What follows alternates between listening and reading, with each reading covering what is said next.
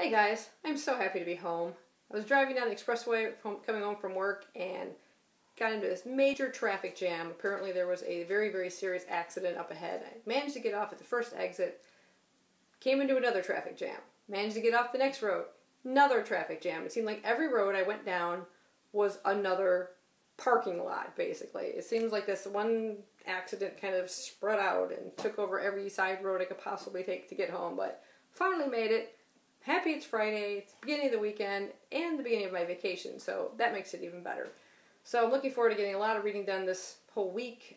There is the Booktubeathon coming up, so excellent timing for my vacation for once, and looking, like I said, forward to getting a whole bunch of reading done. And I'll have a separate video upcoming for like my TBR for that Booktubeathon.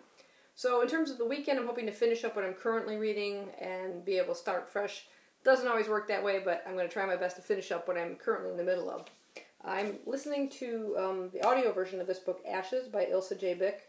I'd read this some time ago, so this is sort of a reread for me, so I can continue with the series. And I've got about that much left in terms of listening to go, so hopefully over the weekend, maybe out walking the dog or something, I will be able to finish that one off. The audio version of this, by the way, is excellent. The narrator is fantastic. I really, really enjoy it. I am also in the middle of the second book in the Monument 14 series. This is Sky on Fire. Sort of a natural disaster strikes. These kids are on buses on their way to school when this humongous hailstorm hits and starts pummeling the bus. And the bus drivers manage to get them into a Greenway Superstore. And they kind of have to like seal themselves off from the outside world, from all the other craziness that's going out there. There's earthquakes and like tornadoes, and apparently there's a NORAD facility nearby, and like some sort of gas leaks out from there, and it affects people based on their blood type, and some crazy things happen. So the kids are pretty much on their own, varying from high school down to quite younger age.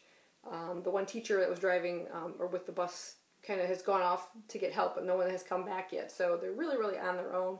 I finished book 1, it was fantastic, and dove right into book 2. I'm kind of marathoning my way through the series, so I am about midway through book 2 right now. I think on page 103. Really, really enjoying this. So I'm hoping to finish this book this weekend, and then I plan on kind of including book 3 in the Booktubeathon read. And also, I am reading Monster. This is by Naoki Urasawa. This is volume 1. That's a manga.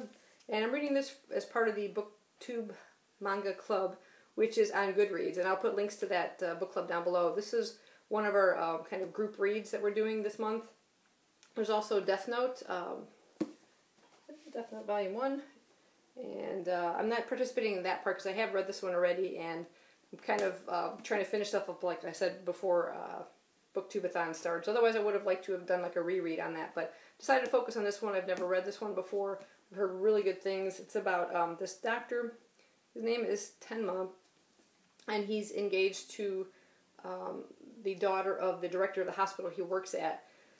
Now, the director and his daughter aren't very nice people. They're very more concerned about political leeway and things like that within the hospital and status, more so than like patient care. In fact, several times he's been pulled out of an operation from one patient to go work on someone more prestigious. And when this results in one case where someone dies, he decides that he's had enough. He's going to focus on the oath that he made as a doctor, and that kind of has consequences in terms of his upcoming marriage and his status in the hospital as chief of staff. And it's definitely a morality issues going on through here. And apparently there is a serial killer, which I haven't really come across yet, but that's kind of where the focus is. There's like a mystery involved in this, and it's really, really good. I really enjoy it. Just give you a little bit of idea of some of the artwork in there. And I probably never would have come across this particular one without the Booktube Manga Club, so I'm really grateful that they kind of steered me towards this one. This is a series apparently that came out quite some time ago that's very hard to find now, and they're now reissuing it in this, what they call a perfect edition. It's by Viz Manga. And yeah, this is volume 1. First one that came out. I was actually reading this online, and today at work we got a physical copy of it, so I snatched it up right away, so I was really happy that. And I might kind of reread a little bit of it again. We're doing like 7 chapters each week, and So this is going to be concluding, I think, Saturday or Sunday, and then we'll be starting the next 7 chapters. But if you guys are into manga, definitely go check out that book club on Goodreads.